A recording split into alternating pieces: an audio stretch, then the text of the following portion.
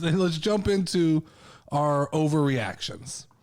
So, overreacting this week, we got our first look at Roman Reigns without Paul Heyman. Yeah. We got to see Roman Reigns come out to the ring. He didn't come out with the Usos, didn't come out with Paul Heyman. It was solo Roman. And then he was interrupted by Brock. So we got what we finally been waiting for was a Brock Lesnar, Roman Reigns, Paul Heyman moment with all of them in the ring. Went pretty much as expected, except for the little tease that I loved. I thought it was really good. The little did you catch where Roman kind of protected Paul Heyman and Paul Heyman kind of came back and protected Roman Reigns, and there was this like little bit of kind of like hey, we still got love for each other going on. Did you catch that moment? No, I probably went over my head. So yeah, there was this moment, and they're teasing the fact that like there's some love there in between those two, and it's probably not over. And we all predicted wrongly that Paul Heyman wasn't done with Roman Reigns. He wasn't gonna. But I think there's a long-term story being told here. I think there's a possibility Paul Heyman's more torn than we originally thought, and this is going to play out long-term all the way to WrestleMania, because let's not get it twisted. We have officially hit WrestleMania season. This is the build to WrestleMania. Coming into Royal Rumble, the stories are being set. You'll get a bunch of throwaway matches going into that moment, into that big WrestleMania moment. So they're aligning people like... we saw Bianca Belair get screwed out of a match, and they got Doudrop fighting Becky Lynch, because all those big matches are being saved for WrestleMania, right? Yeah. I'm sold on Roman Reigns and Brock Lesnar being the main event for WrestleMania. Oh, definitely. They sold me. At first, I was a little worried. I didn't know how good their chemistry was. Neither one has been overly impressive on a microphone until all of a sudden Brock Lesnar's fucking found a personality, and he's Mr. Joke telling, knock knock, fucking slanging. I mean, Brock Lesnar 2.0. He was impressive on Monday Night Raw for what I know Brock Lesnar to be. This face version of Brock Lesnar is going to propel that match to another level. I love this idea of Roman being the heel and Brock being this funny face that's still a beast. This is what I said they missed with Big E, right? Is you can implement the comedy into the system, but at the end of the day, you have to be extremely fucking dangerous and scary. Yeah, and Brock is always that you see in Brock. Big E just never quite relayed the fact that, hey man, I am extremely dangerous. And Big E looks extremely dangerous. They needed to sell that part of it of like, I can turn off the comedy and I can go into the crazy. Yeah. And they never did that, right? This is going to be good. Roman Reigns is a good bad guy. I've said it for a long time. He ticks all the boxes to be one of the best heels in the business, right? Yes. Now we've got Brock, who is all of a sudden ticking all the right boxes to be a baby face that fans actually get behind. Okay, so we've got those two guys, and then to just like put the whipped cream and the cherry on top, you have Paul Heyman, who's going to fill in every gap that's missing. And I think we're leading into an exciting main event for WrestleMania. I'm still scared about the 2 nights and the 47 matches that they're going to have. I still believe that I like a 1-night WrestleMania. I think that it makes it more special. I would even be okay if the 2 nights if they didn't try to balance the 2 nights. If like the first night was more of a pre-show and then the second night was the meat and potatoes. But what they do is they try to balance it out. They try to sell us on 2 main events. And I'm not a huge fan of that. I like the idea. We don't need 47 WrestleMania Why matches. do they do that? So I think it started pandemic, I believe, because there was nothing on television and they could own that spot. I also think that it gives them the ability to do things, which I get from a business point of view. Like you can have Bianca Belair and Sasha Banks as the main event of night 1 and still sell that as the main event of WrestleMania, right? While not hurting your big match that's selling the whole thing. Yeah. So I get why you do it, but I don't love it. And maybe you balance it like number 2, 70% heavy, night 2, 70%, and night 1, you have a big main event, but you put kind of your undercard on night 1. I don't know. I don't know either. I think it's time we stop referring to Brock Lesnar as a part-timer, guys. I mean, he's pulling double duty. He's on Monday Night Raw. He's on Friday Night SmackDown. Brock Lesnar and Seth Rollins are both pulling double duty. Two guys that you want to see twice a week. I still believe that the old school Attitude Era mentality, let's shrink down the fucking roster and let's have these guys on TV 2 times a week. Yeah. There's just guys that are more interesting than other guys. Mm-hmm. And it's unfortunate, right? Seth Rollins comes over to SmackDown. We're excited. Brock Lesnar comes over to Monday Night Raw. We're excited. Brock Lesnar's more exciting than most people on Monday Night Raw, and Seth Rollins vice versa. True. So, we got to stop. We can't keep calling Brock a part-timer. He's got the ball and he's running with it. He's holding the torch. Brock Lesnar and Seth Rollins are both doing a lot of heavy lifting while WWE tries to seek their way through these injuries and COVID and all this stuff that's going on, right? Mm-hmm. We've got Drew down. Kevin Owens is missing, but I think there's more to that Kevin Owens thing coming. Unless he got the bid too. I don't think so. I think they're hiding him. I think he's going to help Seth Rollins win at the Royal Rumble. I think that's what they're building to. I think that's a great, it's that old illusion thing, right? They're gonna have Kevin Owens disappear. Hopefully we forget about him. We can't forget about Kevin Owens because he's the fucking heart and soul of Monday Night Raw. Let's not forget that. But they'll kind of put him to the side. Hopefully, I hope we're not done completely with this Kevin Owens and Seth Rollins thing. Yeah, because that was gold. That's a beautiful thing. I thought that they were going to go after the tag team belts. Apparently, it would be also kind of fun to book them like sharing the WWE Universal title, right? Like it's our title. Yeah. We both won it. Doesn't matter if you win it or if I have it. We have the title, and that's all that matters because we're best friends. Yeah. I like that storyline. I like a line. It definitely gets Roman Reigns. People are tired of the Roman Reigns thing. I think it would be good to have him go back to being the underdog and chasing Brock Lesnar with a WWE title. Yes. I think you can flip the belts, kind of get the world back in line as Drew McIntyre and these guys come back. But I think that it would be a fun little hitch in the story if somehow Kevin Owens comes out and cost Roman Reigns the match and Seth Rollins ends up champion, and they do some sort of like comedy where they're passing the belt back and forth. Yeah. Or just they consider themselves best to friends. Like both be champion. Yeah. Okay, so we talked about it in the poll early on. I'm going to overreact to this a little bit. We talked about it in the poll for next week or this upcoming week, and that was the WWE's basically played their hand on the women's side of the Royal Rumble, and they've announced a big portion of the names that are going to be featured in this year's Royal Rumble. And it's weirdly interesting to me that they chose to go this route. It feels to me like WWE has this false worry that they've got to do publicity to get people to watch. But if there's one event of the year that doesn't have to be sold based on the card, it's the Royal Rumble. Because people watch the Royal Rumble purely for the surprise. Who could come back, right? Yeah. So I think they panicked with Sasha Banks getting hurt, right? Mm-hmm. She's out 6 to 8 weeks. So we know there's no Sasha going into the Rumble. So we are superstar light in the women's division already. Now you subtract Sasha Banks and there's not a lot going there. We do know that they've announced some amazing names that would have been fucking unbelievable surprises, right? Yeah. But they went ahead and announced them. I would have popped for Mickie James because that's this new term I've learned, the Forbidden Door. That's a new term that I've learned this week is the Forbidden Door.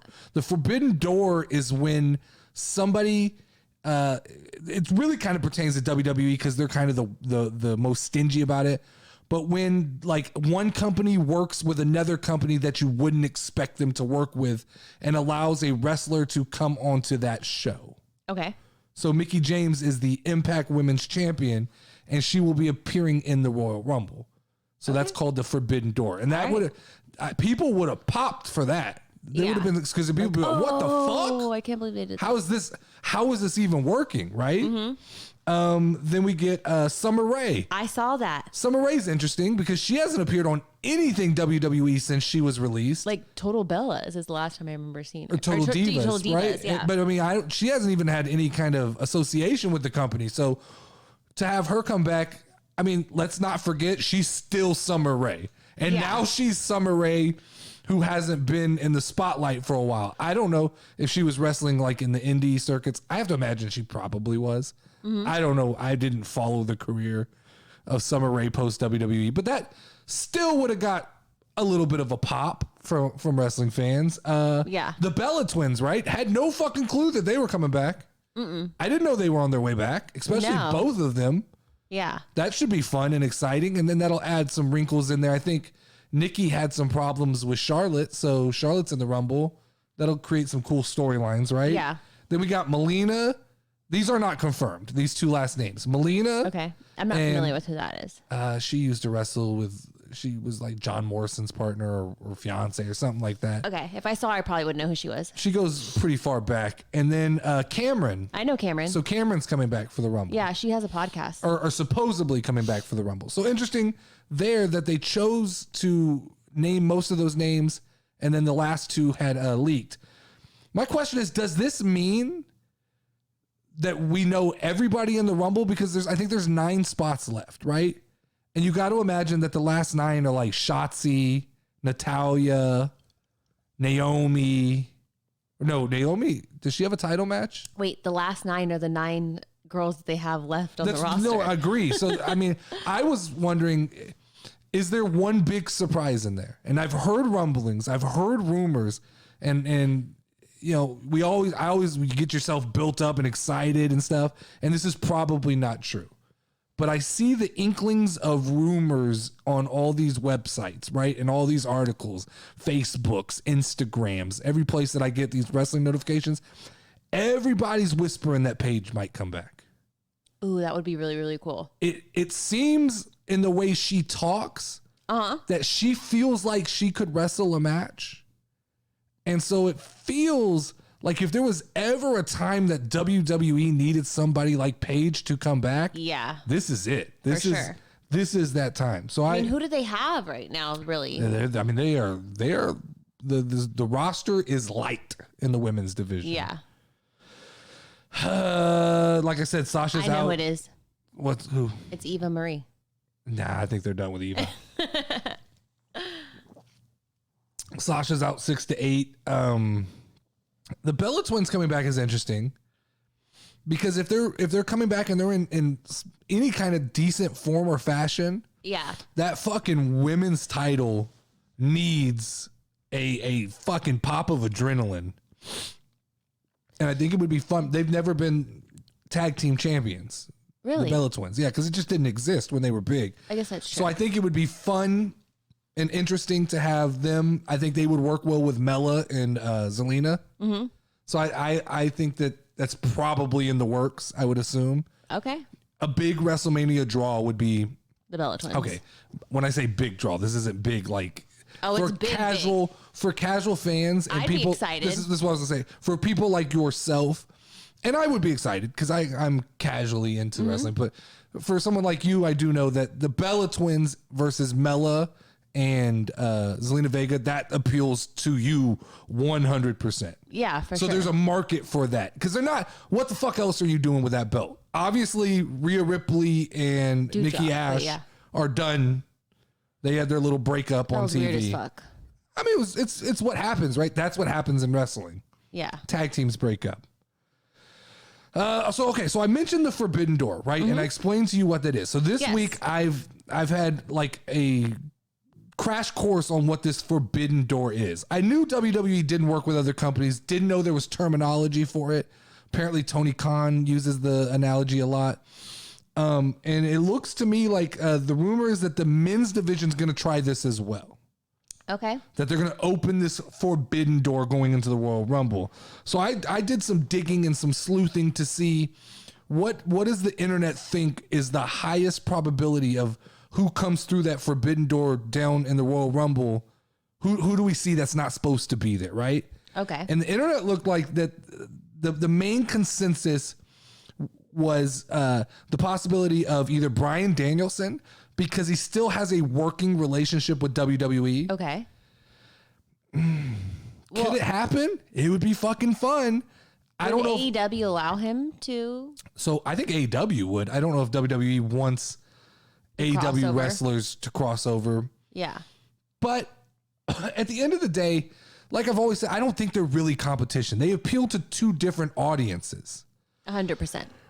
I know the TikTok world loves to lump them together and fight, and I love to do it for the effect of doing it, but I really believe they're two different audiences, and that having Bryan Danielson in the Royal Rumble only promotes both companies, right? Yeah. Some people have said Moxley.